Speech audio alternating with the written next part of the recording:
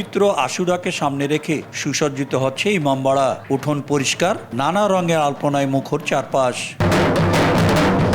শুক্রবার পবিত্র আশুরা, আরবি মাস অনুযায়ী 10ই মহরম ধর্মীয় ভাবগম্ভীর্যের মধ্য দিয়ে বিশ্বজুড়ে পালিত হয় এই দিনটি।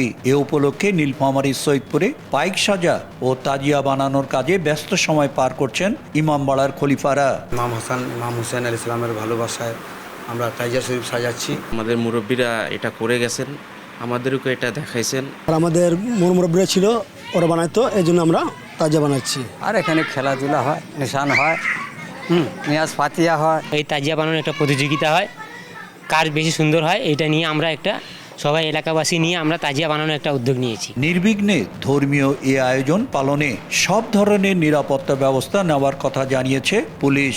প্রতি সপ্তাহে সর্বোচ্চবার বিকাশ পেমেন্টে 50 জন হবেন পেমেন্ট চ্যাম্পিয়ন। জিতে নিন টিভি সহ আকর্ষণীয় সব প্রাইজ। এই দিনটিকে ঘিরে আমরা নিরাপত্তার জন্য আমরা সর্বোচ্চ সতর্ক অবস্থায় আছি।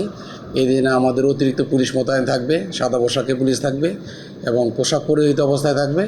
নিরাপত্তার চাদরে আমরা সৈয়দপুরকে বলে রাখবো এবং ইনশাল্লাহ এই এলাকার যারা গণ্যমান্য ব্যক্তিবর্গ, রাজনৈতিক ব্যক্তিবর্গ, সবার সাথে কথা বলে আমরা একটা সুন্দর একটা পরিবেশ করব, যাতে এই অঞ্চলে একদম ভালো একটা পরিবেশের মধ্য দিয়ে এই অনুষ্ঠানটা অনুষ্ঠিত হয়। সৈয়দপুরে 42টি ইমামবাড়া রয়েছে।